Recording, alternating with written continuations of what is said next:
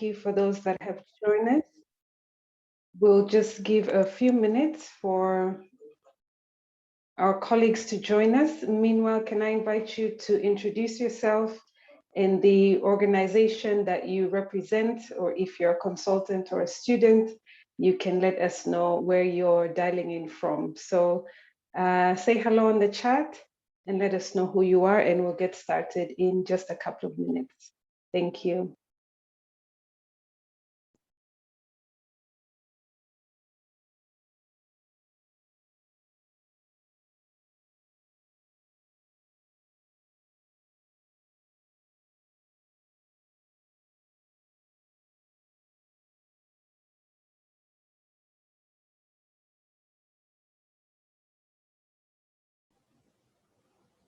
Well, for the sake of getting started, I'll say a few words. Is that okay? That's okay, Douglas, go ahead. Pleasure. My name is Douglas. I'm dialing in from Zimbabwe. I'm a cybersecurity consultant. Thank you. Thank you for joining us, Douglas. Pleasure.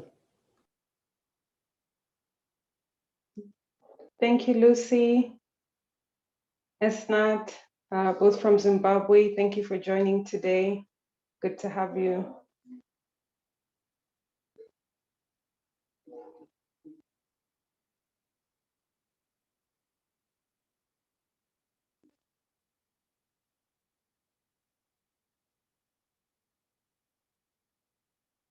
Welcome, Suzio from Airtel Lusaka. We'll be looking forward to hearing from you a bit later on the call.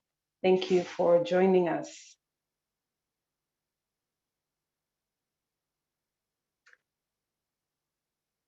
All right, I think we have enough of a quorum to get started, and those that join us as we go along will be most welcome to do so. So let's begin. My name is Stephanie Moshai. I am the Partnerships Director at the International Lawyers Project. We'll be moderating this event. We are hosted today, of course, by CUTS Zambia, based in Lusaka, who we're glad to be partnering with on this particular project. To get us started, I would like to welcome the Executive Director from CUTS Zambia to give us just some welcoming remarks, and these will be followed by brief welcome remarks from the International Lawyers Project as well. So welcome, Madam Simple.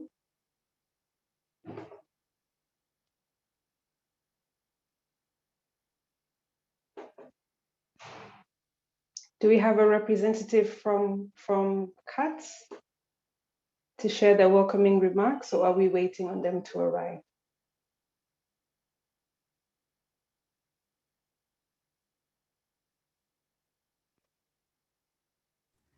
Yes, sorry. I was just coming from another meeting. I'm really sorry about the delay.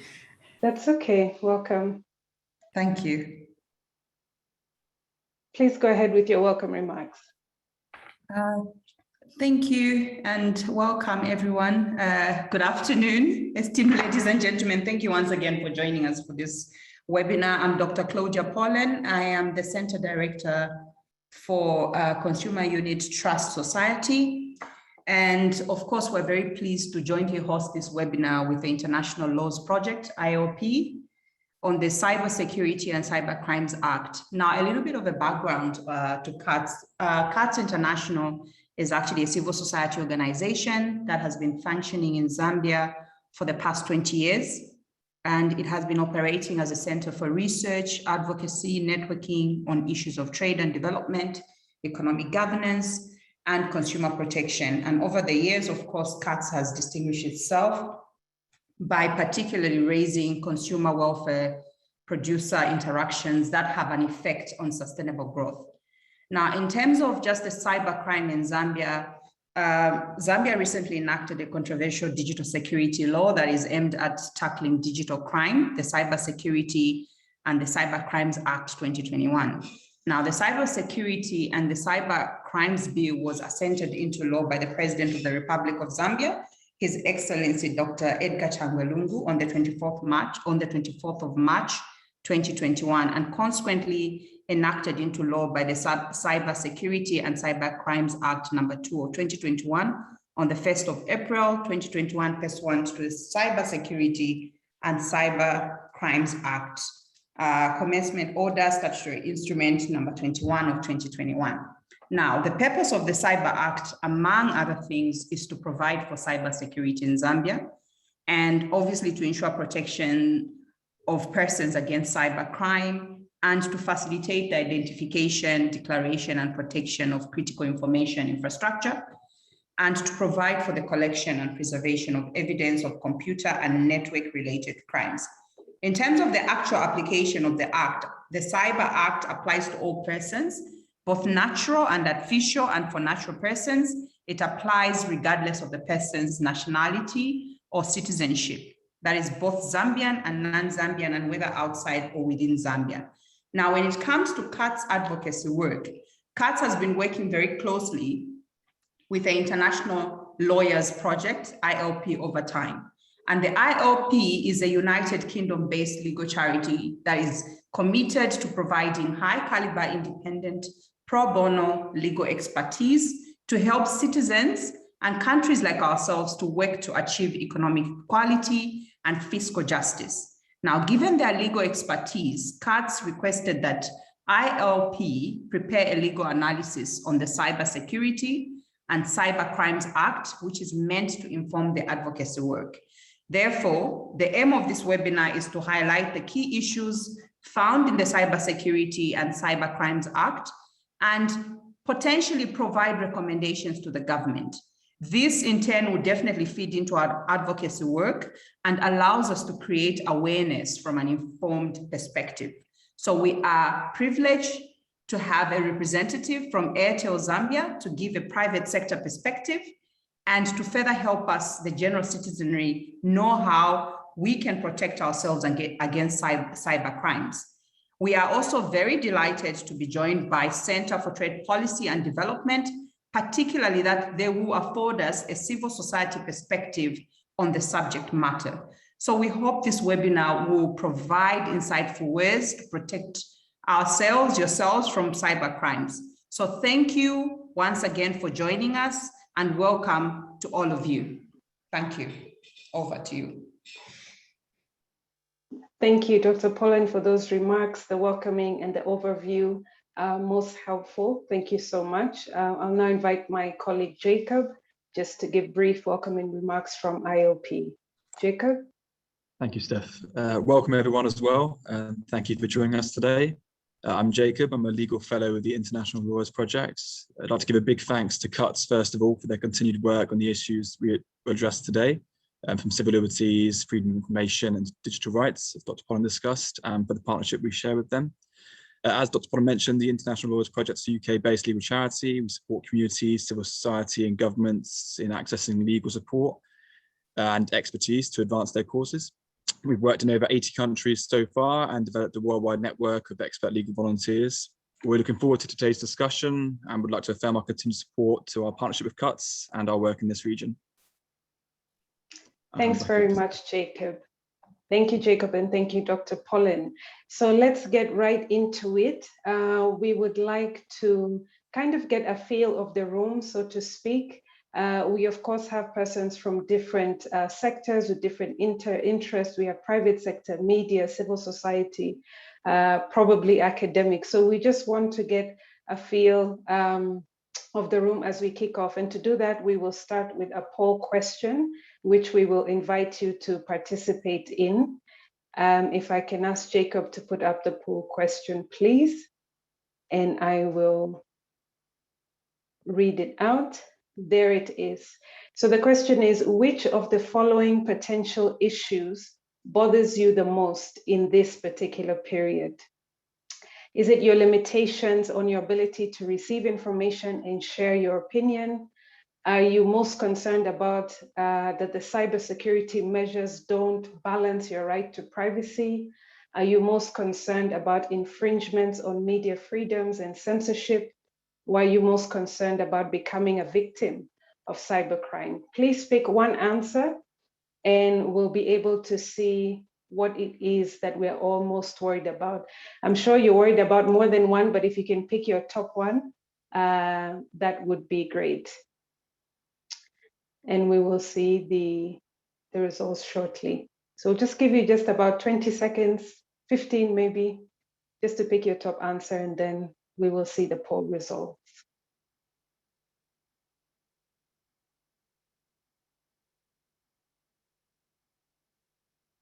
All right, I think most of us have had a chance to answer now. Jacob, if you can please put up the poll responses, and we can see what everybody's worried about.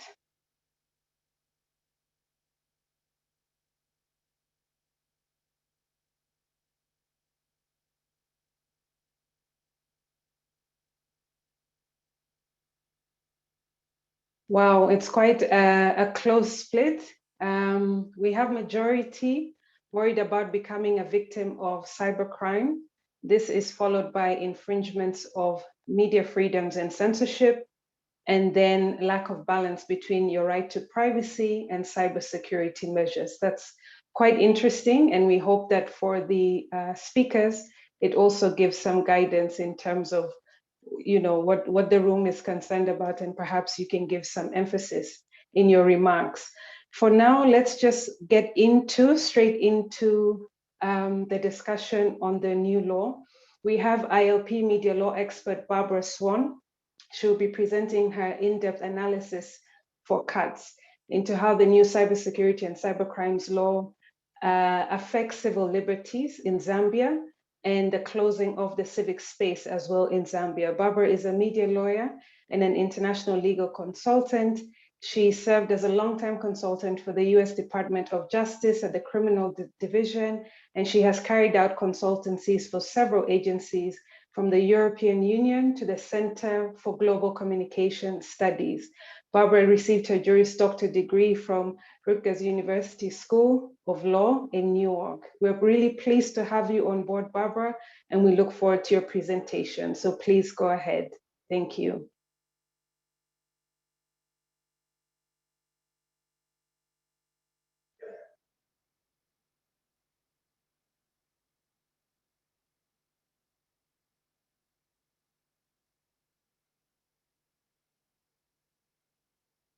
I'm just checking if Barbara, you might be on mute.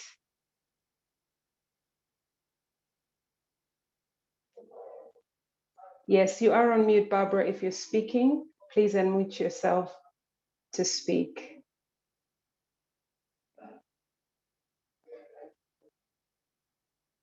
Meanwhile, if we can get up her presentation and her slides. Oh, I think Barbara may have dropped off. She may have a slight internet challenge. Just bear with us and let's just give her a minute or so to get back connected. I see she has dropped off. Meanwhile, I would maybe invite anyone who would like to share why they selected their choice of the issue that concerns them most. Is there someone who'd like to share the reason behind their vote in the poll?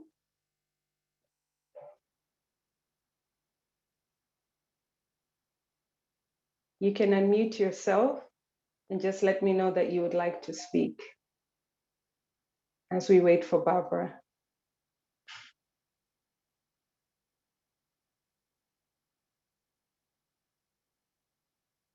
Or you can pop it in the chat. If you'd rather put your reasoning in the chat or what your concern is, you can also use the chat function to do that.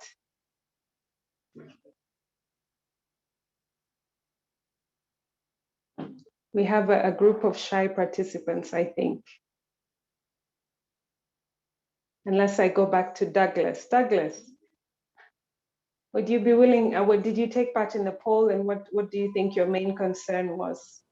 Yes, I did. I chose the most popular option, the 46% one, where the challenge of being hacked was, from the choices available, was the most logical for me. Okay. Yeah. Of course, one of the things that I'm hoping to understand, because from our end, from where I'm sitting currently, Zimbabwe is on the verge of also implementing a cybersecurity bill into law. It's actually now in Senate. So I'm just curious, because what Zimbabwe has done is they've combined both the cybersecurity aspect with the data protection. And what I'm just curious about is, has Zambia done the same? That's one of the things I'm likely to glean from this meeting. And also, of course, how pervasive has cybersecurity threats, how pervasive have they been in that territory? Yeah, that's me for now. Thanks very much, Douglas. Thank you for those ideas. And it's good to hear also for the speakers what you would like to glean from this. Jane Zulu, would you like to tell us what your main concern is out of the options that we shared? Yes, I think I'm amongst the people that selected the most famous answer.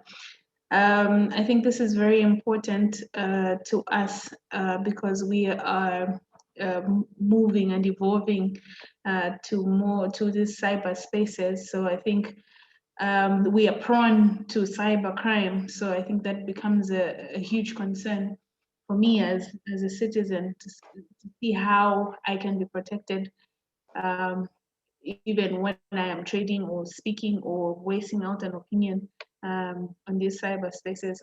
That's why I chose the cybercrime one. Okay, that's interesting too, with that majority view. Thank you for that, Jane. I think what we might do now is, as Barbara sorts out her issues, is that we invite one of the other speakers to begin with their remarks. I'll give you just about 10 minutes just to share with us.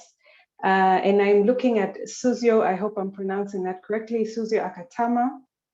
Suzio holds the position of Legal and Regulatory Director at Airtel Networks Zambia. In the past, she was a Vice President and Counsel at City and Counsel at Bank of Zambia. She received an LLB from the University of Zambia and an LLM in Banking and Finance from the University of London. So we're certainly in good hands. Suzio, my questions for you are around consumer protection.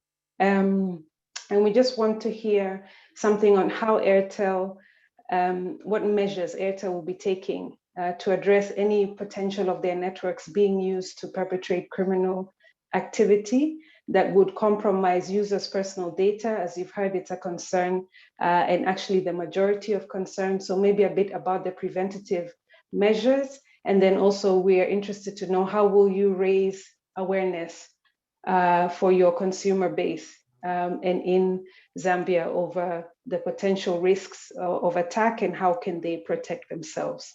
So welcome, Suzio. Thank you so much, and thank you for inviting me to speak. Maybe just to go right straight into probably just responding to some of I think Douglas's questions around whether the Cybersecurity Act and the Cybercrime Act has included data protection provisions. So what has happened is we now have a specific act providing specifically for data protection. So in this case, it covers protection of personal data, and also just providing rules and as well as restrictions around how personal data should be transferred and should be used by respective, depending on whether you're a data controller or data subject. Various rights have been also provided for to a data subject. So in this case, all consumers will have certain rights under this particular act. It actually came into effect on 1st April as well, in addition to the Cybersecurity and Cybercrime Act. So to go right straight into responding to the questions that have been posed, Airtel is a licensed service provider in the telco space. So we are licensed by ZICTA, and as a licensed service provider, we are required to comply with the various regulations that have been published and are administered by ZICTA, in this case, who is the telco regulator. And so in regards to what measures we've taken as Airtel to address any potential criminal activity that might compromise our customers' personal data. To start with, Airtel is a multinational company, so we are currently operating in 14 countries within Africa, and we are part of the Airtel group. Of course, the parent company being Bharti Airtel, which is based out of India. So as part of our standards, we have in place robust systems that are meant to ensure that we are protected from any potential cyber attacks. And what then it entails is that we've put in place various internal access controls. And you will be also interested to know that the law actually does provide guidance as to when customer information can be disclosed. And I think this is also obviously of particular interest in regards to cyber security and cyber crime. Previously, before we had the Cybersecurity and Cybercrime Act, we had the Electronic Communications Transaction Act, which combined data protection provisions as well as cyber-related provisions. And so what has happened is now we have a split. So you have the Electronic Communication Transaction Act of 2021 and the Data Protection Act, and now the Cybersecurity Act. So we have standalone regulation now. So in regards to disclosure of customer information cannot be disclosed without obviously the consent of the customer, as well as without being served with a search warrant, which has been issued by the court.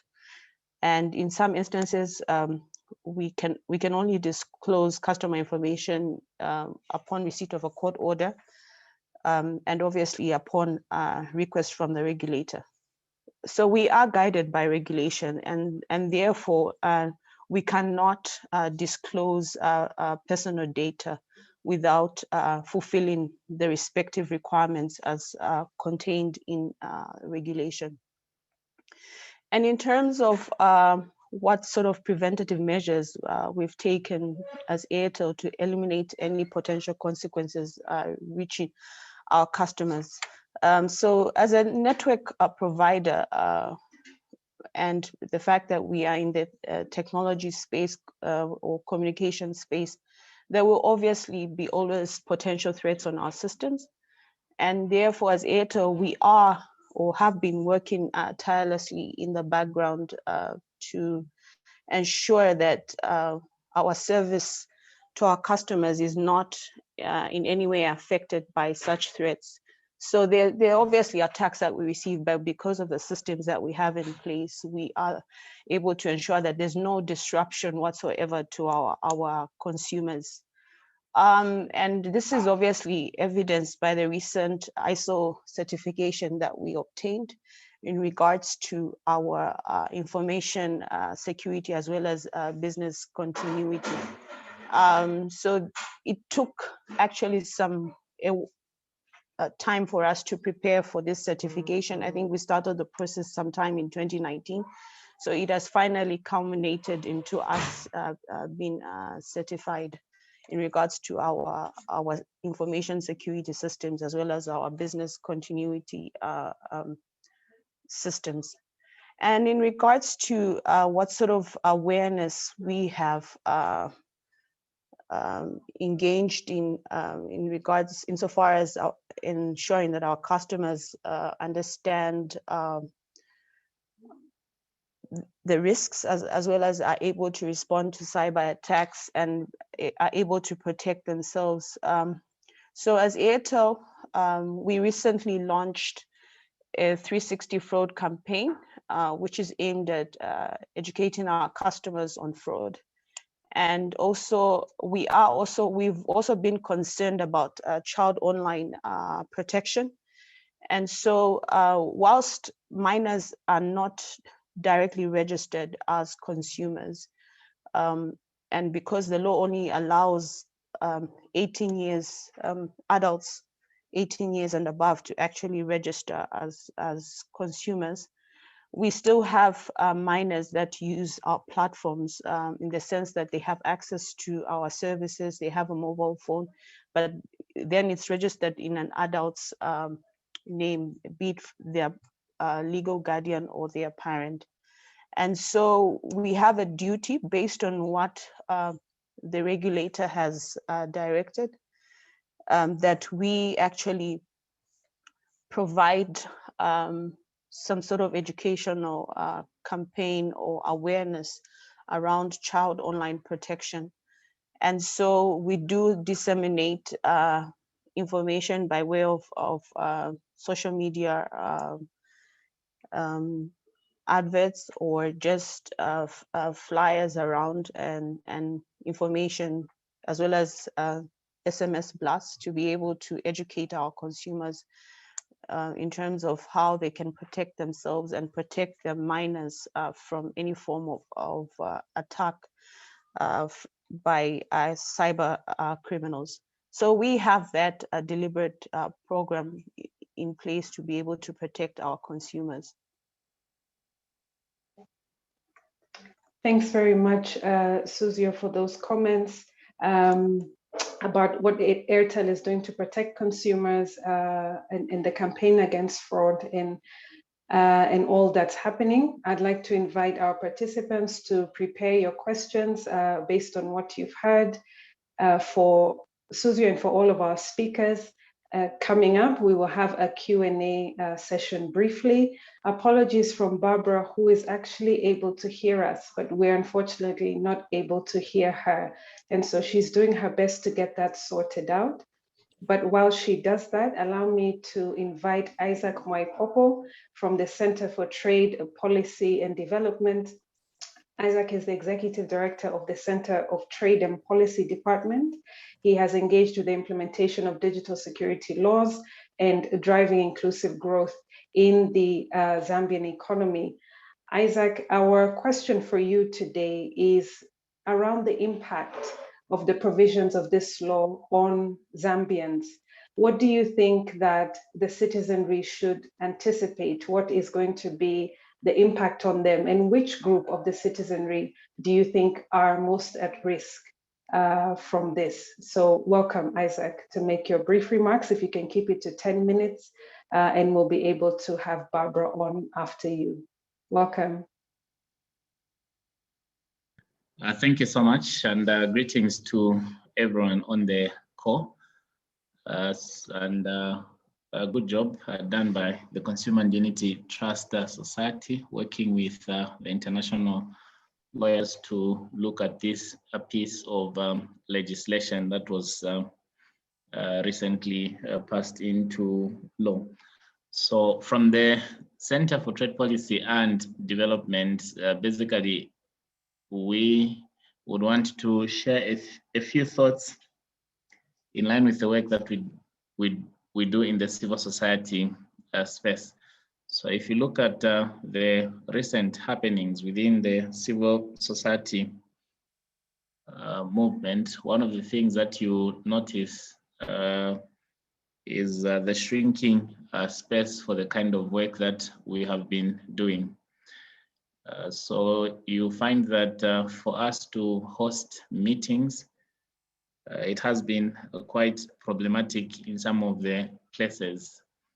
I remember about 2 to 3 years ago, I had my members of staff who had traveled to the Copper Belt to host a meeting. That meeting was basically focusing on the proposed national budget, and that is a document that was before the floor of Parliament. So I had received a request from faith-based leaders who had requested that we share with them in simplest terms some of the provisions that the proposed budget had. And it's a meeting that was to take place from the church premises. And one of the things that happened during that meeting was that we were visited by the Zambia police, and they ended up arresting 3 members of staff from the Center for Trade Policy and Development. And when we tried to inquire in terms of the grounds for arresting them, they were indicating that we needed to get a permit from the police to host that meeting.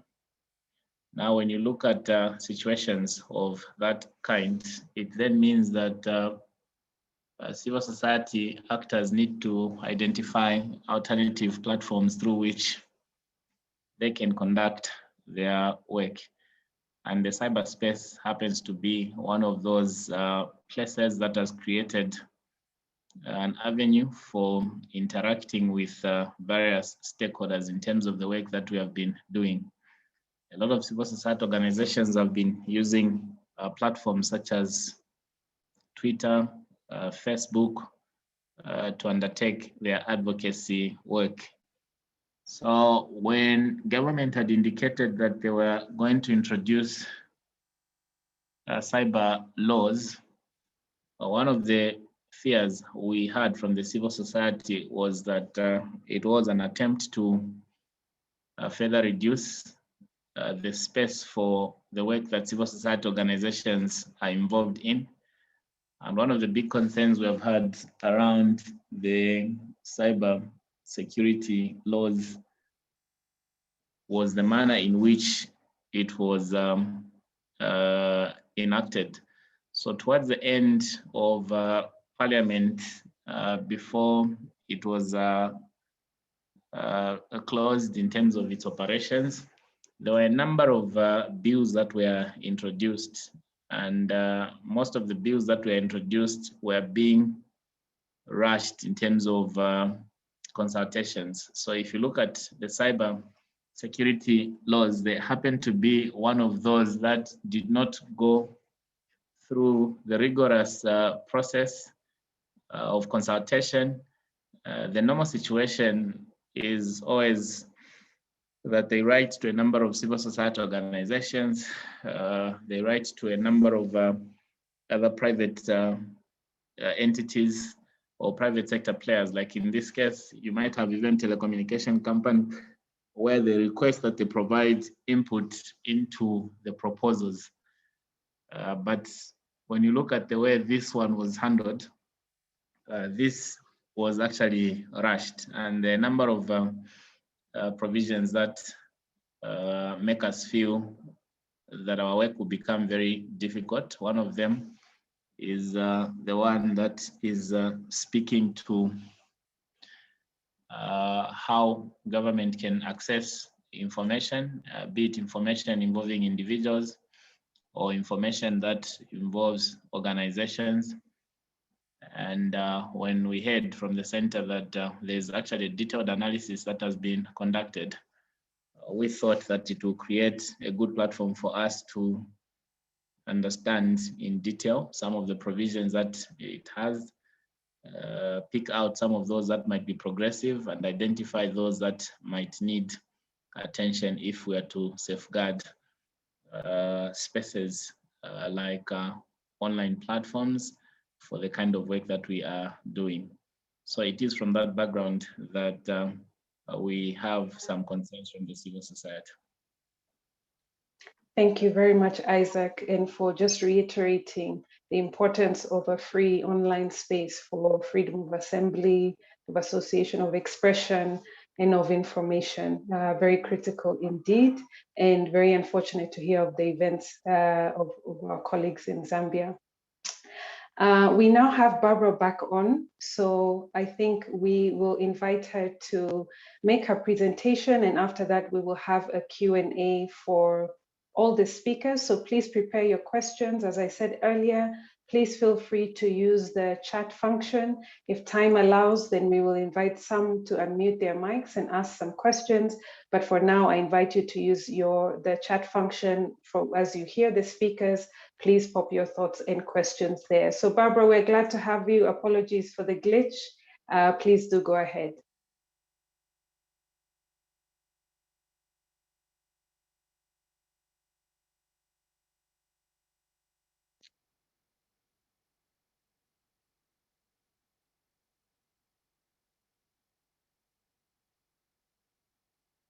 Barbara, we're still unable to hear you.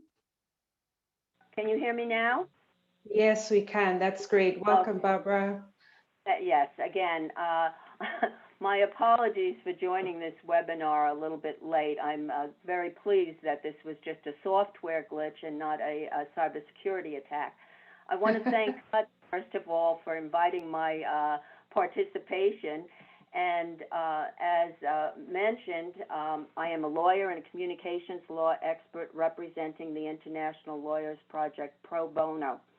The International Lawyers Project, as Stephanie mentioned, it's a UK-based charity that connects communities, civil society groups, journalists, and reform-minded government officials with pro bono legal services anywhere in the world to bring about economic justice.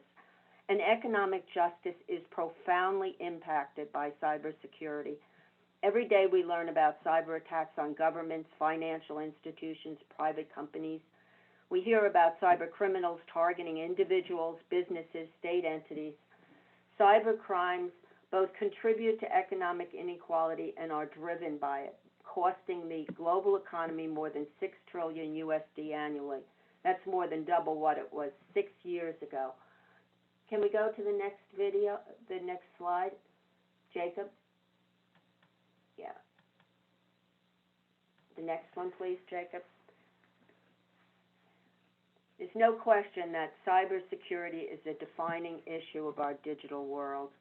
Cyber attacks can destabilize governments, electoral systems, economic systems, media spheres, and public debate. Listening to all of the presentations so far and the speakers, I think there's no question we can all agree that combating cybercrime and cyber-enabled attacks is of critical importance to the security of our nation, the security of our economy, the security of all of us. But let me ask, and this is a question I think many of the speakers have already addressed, how many freedoms are we willing to surrender for some sense of security? Next slide, please. Benjamin Franklin, next slide, please. Benjamin Franklin, one of the founding fathers of American democracy, famously said, "Any society that would give up a little liberty to gain temporary security will deserve neither and lose both." Governments around the globe are enacting increasingly restrictive cybersecurity and cybercrime laws that demand we surrender some digital rights for some cybersecurity. And that is never a fair bargain. The same digital freedoms that are open to us and enable us to exercise our right of opinion and expression have also facilitated the expansive reach of the government into once private digital spaces. The awesome power of the people on social media has led to digital repression in democracies as well as autocracies. In Zambia, the government claims the new cybersecurity and cybercrime law is necessary to promote the responsible use of social media. And in fact, as we all know, it is now easy for the government to identify and arrest so-called social media abusers because the new law authorizes mass government surveillance and interception of virtually all private electronic communications. Can you move the slides, please, Jacob? Unleashing that level of government power to silence some social media abusers is tantamount to firing a cannon to kill some mosquitoes. It is an incredibly disproportionate government response. The problem of irresponsible social media use is far better addressed by raising citizen awareness through public outreach and educational initiatives. Can we go to slide 7, please, Jacob? My apologies, I'm not able to manage the slides. The question we're here to discuss is, what is the real aim of Zambia's Cyber Act? Is the new law a solution to a problem, or is it a problem in need of a solution? Or maybe it's both. The scope of cyberspace may very well require implementing a large-scale regulatory framework aimed at reducing cybersecurity incidents, and the Zambian law aims to do that. The new law imposes proportionate penalties for acts of cyber terrorism as well as for heinous online offenses. It sets penalties that are appropriate for certain pernicious computer crimes.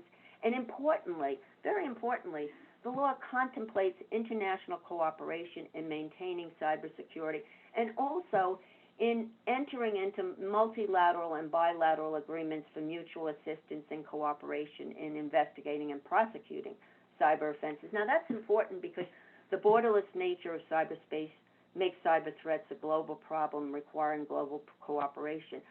Appropriate global government action, we can all agree, is timely and necessary to combat escalating threats to cybersecurity and the pernicious effects of cybercrime. As enacted, however, and enacted hastily, as we all know, the Cyber Act threatens internet freedom and personal privacy, as well as technological innovation and economic growth in Zambia. Blanket surveillance and interception of private telecommunications expose the entirety of an individual's digital activity to government scrutiny. We know this. We know that that tells the government more than it has any right to know about anyone or all of us, about our political and religious views, about our physical and mental health, about people with whom we associate and causes with which we identify. The potential for unrestrained state scrutiny poses a clear and present threat to the rights of freedom of expression, media freedom, and the right to privacy. Jacob, can we progress to way beyond this to slide 9, please? People in a democratic society have the fundamental right to seek, receive, and impart information and ideas of all kinds without interference on any media, regardless of frontiers. And we know the same rights people have offline are protected online. While international law does permit certain restrictions on the right to freedom of expression, those restrictions must satisfy principles of predictability, transparency, legitimacy, necessity, and proportionality. There must be as little restriction as possible of the flow of information via the internet, particularly in the context of political debate and elections, as is now being experienced in Zambia. Can we go to the next slide, please?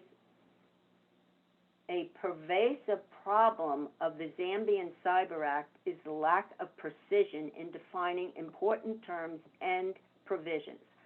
Provisions throughout the law criminalize large categories of online expression in both overbroad and vague terms.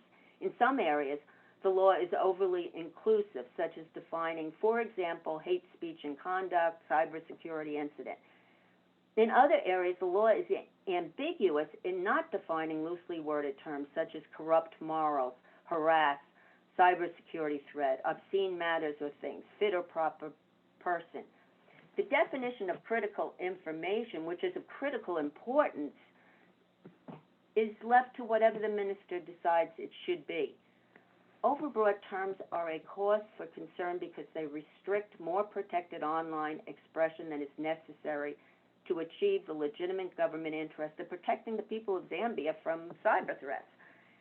Vague terms and provisions give the government wide latitude in interpreting those terms and provisions to harass and silence online expression critical of the government. Next slide, please, Jacob.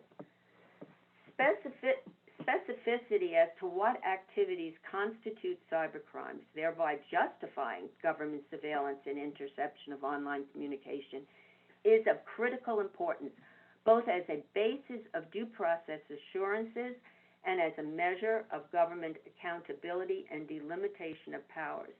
These pervasive ambiguities in the Zambian cyber law leave people guessing whether their online activities in the privacy of their homes and their workplaces could inadvertently constitute an offense punishable by imprisonment and or fines. And now faced with that type of legal uncertainty, journalists, civil rights activists, private citizens, all of us are effectively restrained from fully exercising our rights to exchange opinions and information online. Self-censorship, which we already know is pretty commonly practiced in Zambia, can be expected to intensify. Next slide, please, Jacob. By potentially subjecting all personal online data to surveillance, search, and seizure, The Zambian law is at odds with protections set forth in the African Union Convention on Cybersecurity and Personal Data Protection. Citizens are exposed to possible arrest without a safety net protecting their lawful expression and rights of due process and privacy. Data subjects are not accorded the right to object to processing of personal data. Processing and storage of personal data is not limited to the time necessary to achieve a specific legitimate government interest. And importantly, neither the cybersecurity regulator nor the national center through which all intercepted communications and call-related information are to be forwarded, neither really operate entirely independent of political influence. It's instructive that the African Union postponed adopting the Convention on Cybersecurity and Personal Data Protection several times in order to integrate specific provisions protecting fundamental rights and personal privacy into the final instrument. And I find it rather incongruous and ironic that the Zambian government completed ratification of the AU Convention at the very same time that President Lungu signed into law the Cyber Act, which does not provide those same protections of online expression and personal privacy. Can we go to the next slide, please, Jacob?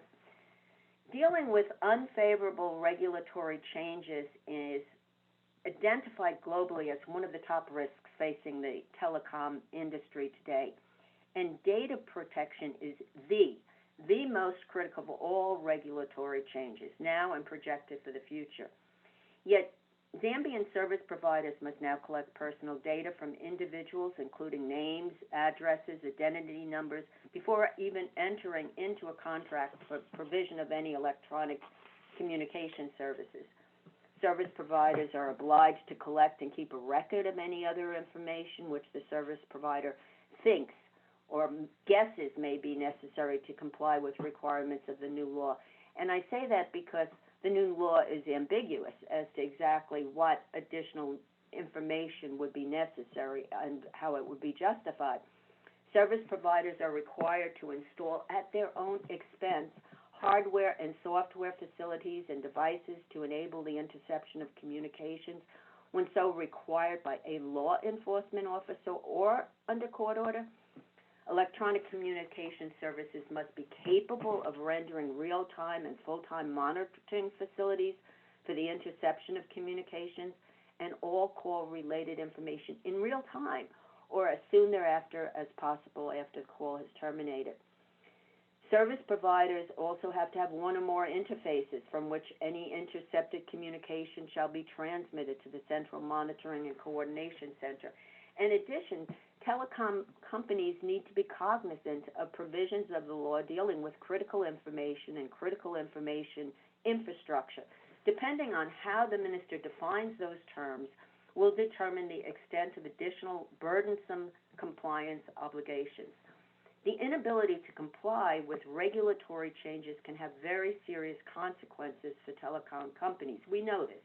Any service provider who fails to comply with any requirements of the law is potentially subject to a term of imprisonment, a substantial fine, or both. Yet ambiguities that are replete throughout the law create major barriers for Zambian service providers in terms of compliance. The law does envisage specific regulations will be promulgated by the minister in consultation with ZICTA, but exactly what that means for the Zambian telecom sector is still as yet unclear.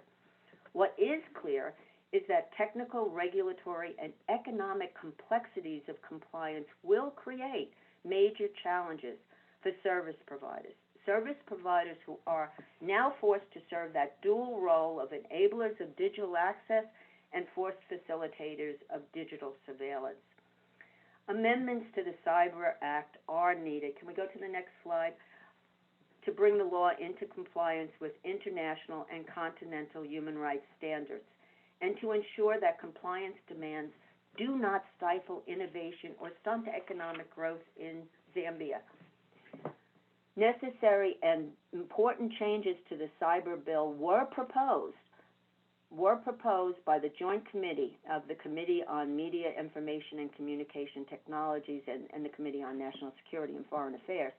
It's unfortunate that the National Assembly ignored the Joint Committee recommendations and rushed the cyber bill to the President for quick enactment.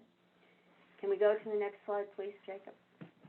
To bring the Cyber Act into compliance with Zambia's human rights obligations, the law must first be realigned to balance legitimate government aims with the fundamental rights of individuals to express opinion, receive information, and maintain personal privacy online. Important terms and provisions, as well as bases of authority and conduct, need to be redrafted with the precision necessary to satisfy principles of predictability, transparency, legitimacy, necessity, and proportionality. And very importantly, there has to be a delimitation of the powers of the minister, the cybersecurity regulator, and other state actors operating under authority of the Cyber Act.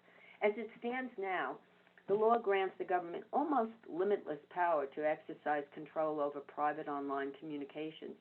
And that problem is exacerbated by a lack of discrete compartmentalization of functions and expertise, and that blurs lines of authority. Bases of authority and conduct have to be defined. They must be defined with greater specificity insofar as all power to regulate online expression flow out of such definitions. Can we go to the last slide? As recommended by the Joint Committee, the Cyber Act should be and needs to be harmonized with the AU Convention on Cybersecurity and Personal Data Protection, the Malabo Convention. Other recommendations of the Joint Committee should form the basis of amendments to the law, including establishing an independent cybersecurity regulator to assume responsibility that the law now assigns exclusively to ZICTA, and also to explicitly provide for the composition, qualification, and tenure of office for the Zambia Computer Incidents Response Team, and to constitute the response team as an independent, autonomous body with a reporting line to the National Cybersecurity Advisory Coordinating Council. Another recommendation of the committee is to specify the experience and qualifications required to serve as a cybersecurity inspector, and specify requirements that must be met for issuance of a warrant that would authorize the cybersecurity inspector to access, search, and/or seize any premises, any person, or any material. Powers of the minister need to be limited to suppress communications outside a declared state of emergency. The law is very ambiguous on that score. The amended law needs to set specific conditions that must be met before the minister can authorize electronic communication service providers to externalize critical information, has to provide for communication interception to be managed by an independent body instead of the Central Monitoring and Coordination Center, which is under the management and control of the Ministry of Transport and Communication. The Joint Committee recommendations also include greater requirements to justify any interceptions of communications to prevent bodily harm, loss of life, or damage to property, which right now is based solely on the oral application of a law enforcement officer. The Joint Committee has recommended, and the law should be amended to require that the request be made to a subordinate court for speedy granting of a temporary warrant and for inclusion of third-party cooperation. And importantly, the Joint Committee had recommended, although its recommendation on that score was also ignored, to delete in its entirety the provision requiring an electronic communication service provider to report to public authorities any alleged illegal activities undertaken or information that's provided by service recipients and the identification of those recipients as prescribed by the minister. And very importantly is to establish specific grounds for any exemption from requirements of the law. Section 89, as enacted, grants CICTA extraordinary power to exempt pretty much anyone for any reason or no reason at all. thereby defeating any and all purported purposes of the law. All of these recommendations of the Joint Committee really need to be included in an amended cyber law. I am very interested to continue listening to the views of different stakeholders on these issues, and I again want to thank all of you for listening and CUTS for inviting my participation, and apologies for the software glitch that delayed my presentation. Thank you all so very much. I'm very anxious to hear your remarks and comments. Thanks very much, Barbara, for that in-depth analysis and that presentation. We are equally glad that the software glitches were sorted so that we could benefit from that valuable presentation. And now I would like to invite questions or comments from participants. I have a couple of questions to kick us off that I have received, after which I invite you to keep asking your questions. And the ones that I have start with Barbara, and the question is on best practices and laws. So which country has what would be called best or exemplary laws in this area? And the participant is thinking of, say, the power of homeland security in the USA. So where would you say best practices? Where can Zambia look to for a framework that can guide any potential amendments to the law? Yeah, well, I think that there are several areas. So I don't think that the U.S. is a particularly best practices model for Zambia. We're struggling with a lot of these issues now. The EU has, and the countries that follow the EU convention include many best practices, and I would be very happy to provide more materials on that after the webinar. But these concerns about cybersecurity and cyber crimes, although these are global problems that require a global approach, they are also very specifically necessary to tailor to the requirements of the country and to what your particular needs are, what your telecom communication capacities are, and the laws and the codes that are already in place in Zambia. I hope that satisfies the answer. In other words, best practices are really going to be found in many different places, but they need, again, to be tailored to the Zambian reality. Thank you, Barbara. And if Douglas needs any further comments then or clarification, he can ask.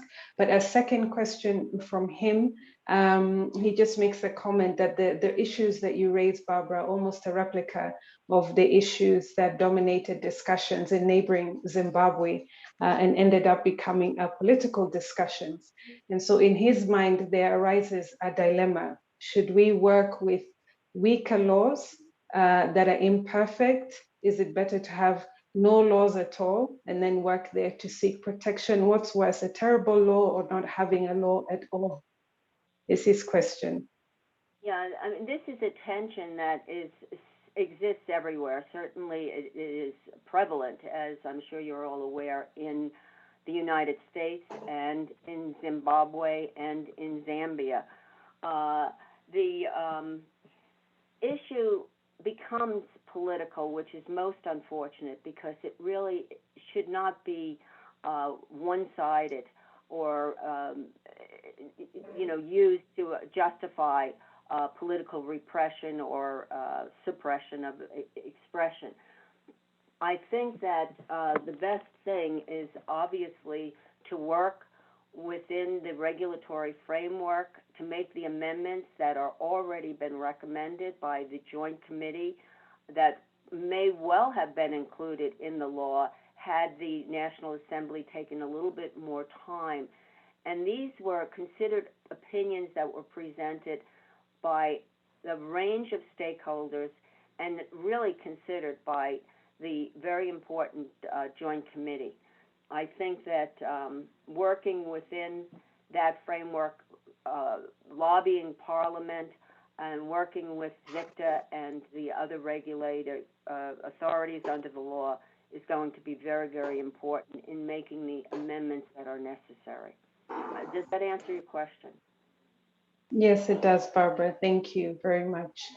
Is there anybody that would like to unmute themselves and make a comment on anything the speakers have said, or something that you hoped would be covered in the conversation that has not been covered? I can invite 2 or 3 people who would want to unmute themselves and say a word or two.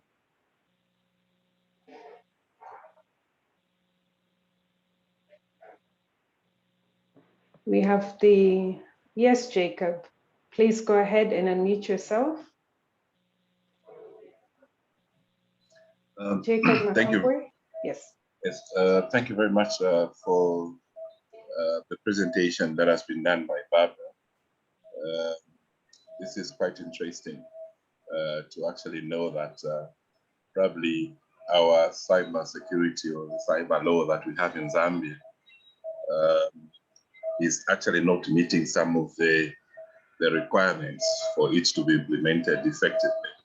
We have actually seen that it is being implemented probably just to target suppression of people that would want to speak probably, you know, against whether or just to try and advise those that are governing. But I think my take also is, I think it's a lost opportunity for most of us, probably when you look at it from the business sector, that most of these cyber crimes really defraud so many people of millions of either dollars or so. And probably if the security was to focus on different sectors and really respond to so many issues that come with cybercrime, we're going to deal with a broad spectrum of issues that has to do with protection of children from cyberbullying and other issues. But we have actually seen that its implementation is just focused on one area. And I think one of the recommendations that came from Barbara was to look at the issues of trying to amend the law. But the question that we keep on having, especially here in Zambia, is that we have rushed even the entire constitution. That's why we find there are a lot of lacunas in terms of implementing certain sections of our constitution. So probably my call is for the civil society, probably what role can we play to advocate that this particular law, cybersecurity law, could actually be tabled for amendment so that it can actually cover most of the issues that we really need. But also, it's the custodians of the implementation of this particular law that must also be maybe given much more information or education on how they must utilize this particular law, not biased towards people that are advocating for the right things to be happening in different sectors. Suzio Akatama from Airtel really was talking about a critical aspect of protecting consumers from people that would want to hack into the information. And I think we have seen this coming more and more, that most of the lines of different people that might be targeted politically are either tapped and either you are forced to release the information. You know, probably this is one of the worries that we have, because if you see now what is happening is that people are not going to have an opinion, whether by telephone conversation or any other platform. So maybe for Airtel, probably you need really to engage much more with consumers in terms of what they're required to do to protect themselves from, you know, being targeted. But also the laws must be very straightforward, that if somebody wants to get into my privacy, then I must be told, not somebody to be done in a private manner And then in the end, Jacob, you've been arrested because this is what you spoke into that. I've got rights as well as a Zambian, so I need to be heard. So some of the issues really need to be addressed. The other issue, sorry, I'm taking a bit of some time, Akatama, the issue to do with the online payment systems, maybe payment systems that now require a little bit more of attention because of the COVID nature. We really need to see improved service in terms of mobile payment systems that can actually cover a little bit more of more cash or any other, to allow the payment of goods and services, especially for those that are trading using the mobile platforms. Thank you very much. Thanks very much, Jacob. I'd like to give Susie an opportunity to just respond to your comment on the need for more engagement with consumers. And Susie, as you're responding, just to pick that up with a question on the chat, where you mentioned that Airtel is undertaking cybersecurity awareness. And the question is this a requirement on Airtel from a regulatory actor, or are you acting more out of initiative?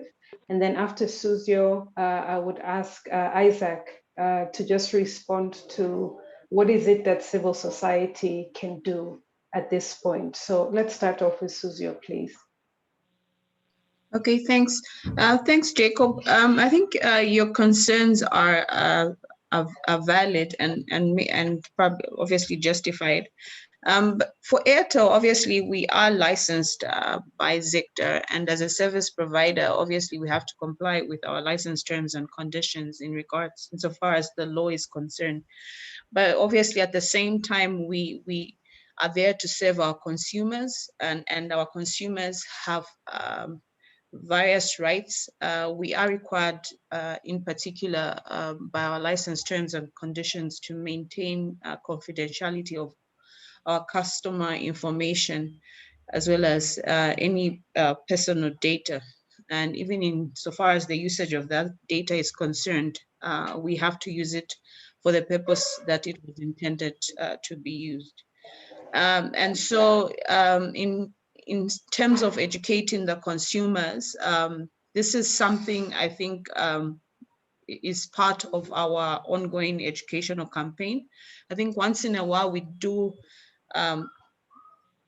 broadcast SMSs insofar as cyber crimes are concerned, just ensuring that our customers are aware of the various vices out there in terms of them. I think currently we are aware that there are a lot of scams, especially with the increased uptake or use of digital platforms. Specifically, you mentioned mobile money. So there are a lot of schemes that have taken advantage of our consumers. And most of our consumers, especially those using mobile money, majority are unbanked and are probably, I don't want to use the term illiterate, but they obviously fall prey to such schemes. And so we have taken it upon ourselves as Airtel to ensure that our customers are educated. I think if you're observant, ZICTA has also asked us, we've partnered with them in some fora to actually educate our consumers, but we have our own initiative, what we are calling the 360 fraud campaign, which we have since intensified and are educating our consumers. Thank you, Suzio. Isaac?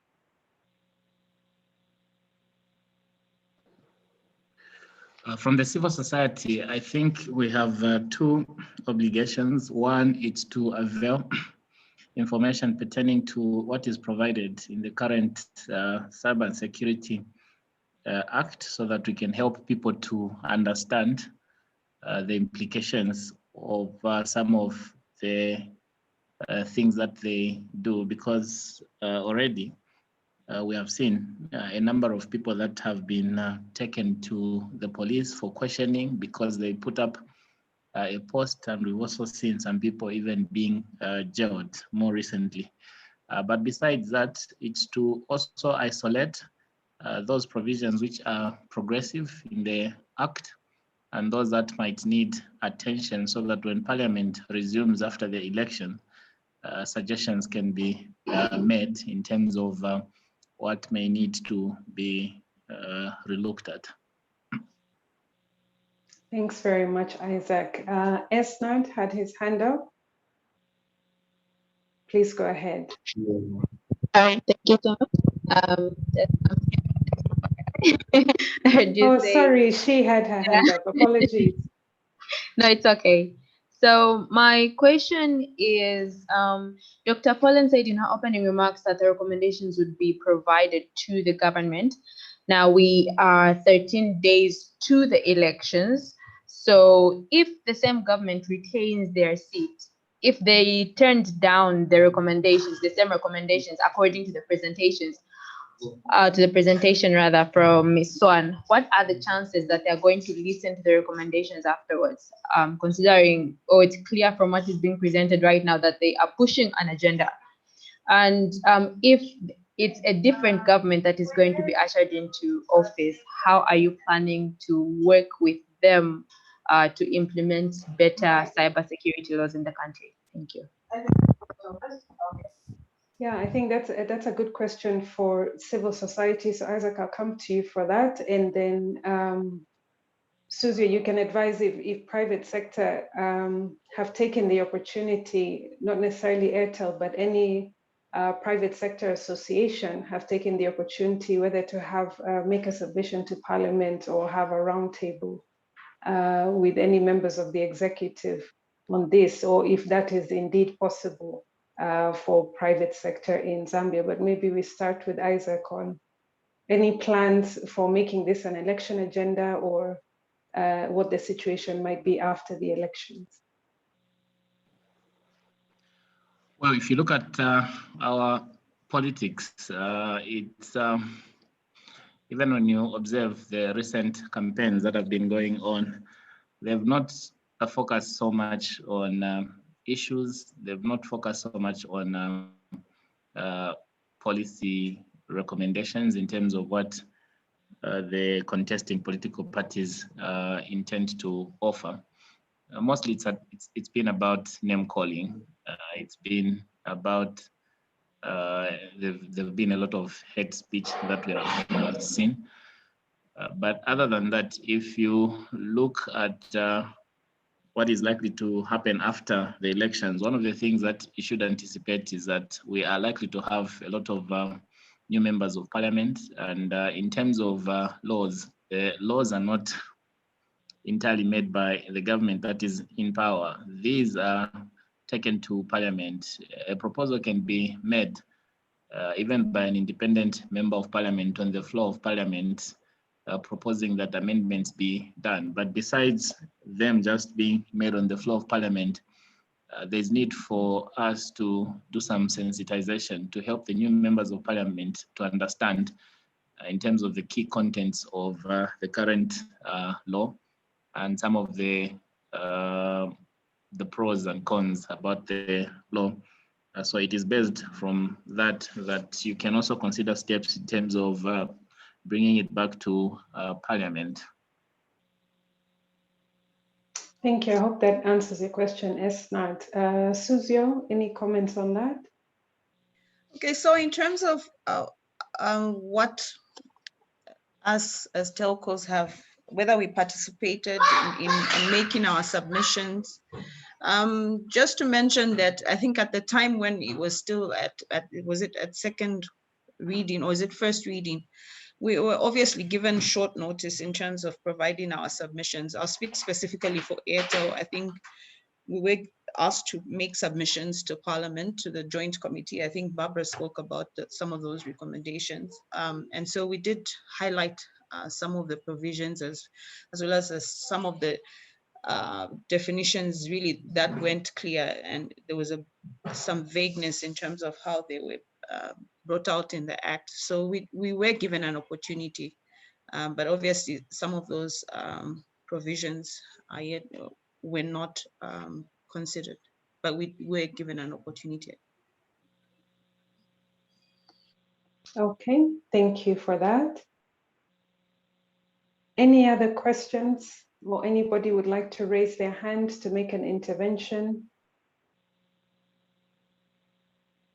or get a clarification or make a proposal? Douglas, I saw that you had sent something in the chat. Apologies, my chat has wiped out. So if you would like to unmute and ask, and then there's another person, your ID doesn't have your name on it, but if you would like to unmute, please go ahead. Thanks, Steph. Mine was a general question. Perhaps, Susie, you could assist as well. In light of the legislation that is now prevailing in Zambia, has government taken a position on encryption, or it's still a quiet area? Can citizens encrypt their traffic? Thank you. Okay, so it's currently obviously law, and then if you look at the provisions, they require specific regulations to be issued to actually enforce majority of the provisions. So we're yet to see the publication of, or the gazetting of specific regulation, which would then be followed by the various service providers. Okay, just to follow up on that clarification. So effectively, one can encrypt their data and there will be no repercussions? I think so. I mean, something that private or institutions can do. So there's no, there are no consequences as far as. Okay, thank you. Yeah, well. Cheers. Okay, thank you. Eva, please go ahead and unmute yourself and ask your question. Thank you, Steph. Thank you very much. My question is to the speakers and or CUTS and or any of the participants in terms of international legal expertise, for example, media law experts like Barbara or other experts that ILP could try and make contact with to assist on these issues. What comes to mind as being something useful for this purpose that we could help on? Would, for example, having an amended version of this law which complies with international best practice, so there is a better alternative law sort of ready baked available, or what sort of other measures are there that we could help with that might be useful to this campaign? It may be easier to type that in chat, I'm not quite sure, or follow up by email after. We'd be very grateful to hear your insights. Thank you.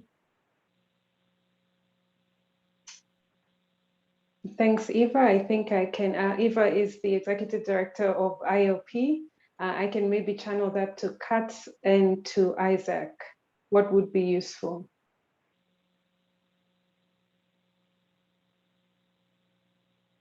Maybe we can start with CUTS.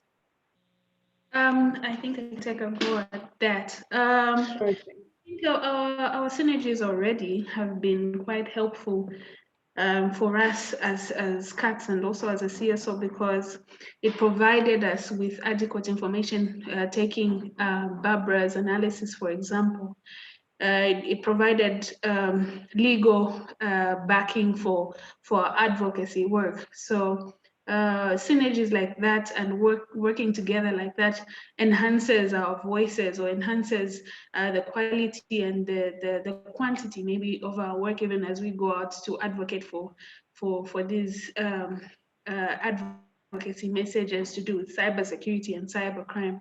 So particularly just working together, getting a legal perspective and unpacking it, because law sometimes can be so vague and so ambiguous, but when it's simplified, it's easier for us to take out an advocacy message to the general public to say this is what it is, and this is where we should stand, or this is how the picture looks concerning this act. Thanks for the perspective, Jane. Just as a small follow-up on the point of, would it be useful to have drafted provisions for the problematic provisions that are in the best practice and are provisions that can be lifted and used or adapted, or is that something that would be more useful at a time where they have committed to amend the law? Yes, Steph, definitely. I think that would be quite helpful, especially when it comes to being better prepared. So having already drafted best practices also helps us to present a position that is well informed. And so if we are going into it already knowing what has worked better elsewhere, I think that would be quite helpful in terms of how we package our advocacy messages around these cyber crimes and security. And more importantly, it also allows us to see where we can unpack in terms of the technical jargon around these issues. Because I think when you think about cybersecurity, there's also a lot of, it's not so humanized. It's almost as if it's out there, you know? It's a threat that people, you know, obviously are intensely scared of that might happen to them, but they don't really understand the intricacies of just maybe what is the simple messaging behind it. What should you be doing differently? And I think that's the kind of repackaging of information that we need to be doing. And so I think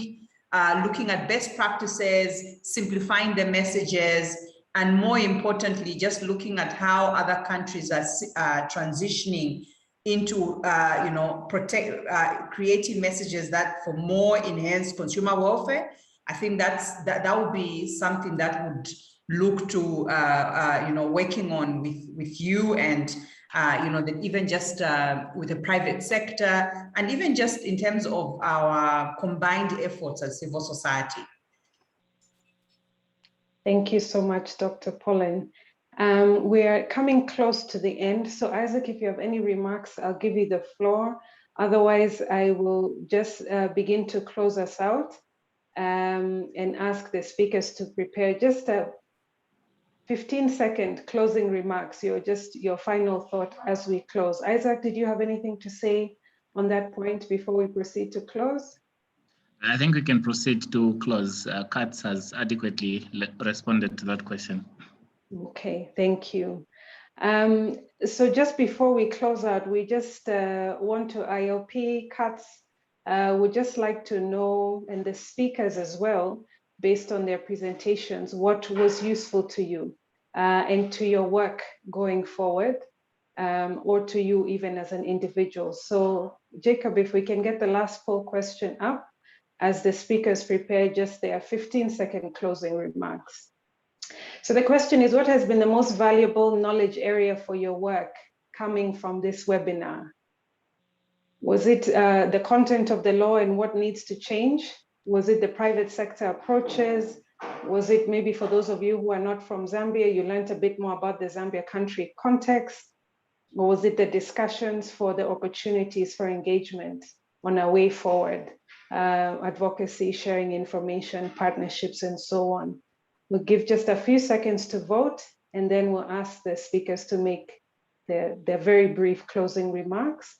And then I will invite Jane to just give a vote of thanks. So please vote now. Already voted. Thank you. Thank you, Jacob.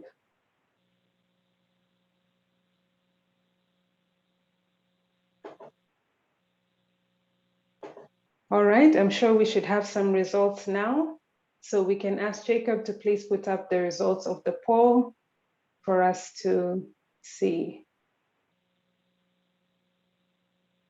Wow, okay, so 64% were on the content of the law, what needs to change to make it available, and opportunities for engagement going forward. Thank you for those who are able to vote. Apologies if we locked you out and you had wanted to vote for any of the other two, but thank you for those who are able to vote. I'd now like to invite is it Jane or Dr. Pollen to just give us a vote of thanks before we close out. Oh, sorry, I apologize. The speaker's closing remarks, I apologize.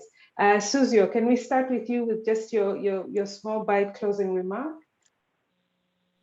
I think just to appreciate the participants, and I think I learned a lot, I think, from Barbara's presentation, and obviously for Airtel, we have a huge task upon us to just ensure that our customers are protected from any sort of abuse insofar as their personal data is concerned, because we are a custodian of a huge amount of personal data. Thank you very much, Suzio. Barbara, any closing remarks, please? You're on mute if you're trying to speak. Yes, can you hear me? I'm having a little technical difficulty. That's okay, we can hear you. Wonderful, wonderful. I've listened to all of the different comments, and I do agree that, as I had mentioned earlier, that a preparation of best practices of other countries would be helpful in the context of how those best practices can be tailored to the Zambian reality. I also think being aware of the worst practices is also helpful. 79% of the countries around the globe have enacted cybersecurity laws that we can learn from, both for the positive and for the negative. And I think that putting together the amendments in a draft amended law might be helpful going forward, so that you have an actual document from which to work. I'm ready to work with other communication law experts for the International Lawyers Project on this going forward. So just let me know what needs to be done, and I'll enlist the help of other international experts to the extent that that would be helpful for Zambia. That commitment is very much appreciated, Barbara. Just to comment, as Barbara says, she is doing this pro bono, so we very much appreciate your commitment and your expertise to support our Zambian colleagues. Isaac, your closing remarks, please. Well, from the Center for Trade Policy and Development, this session was enlightening, and it's just a reminder that there's more work that still needs to be done to refine the current cyber laws so that they can create an enabling environment, but at the same time still achieve the purpose of enhancing national security. Thanks for the information shared. So we look forward to receiving the PowerPoint that was shared in the meeting.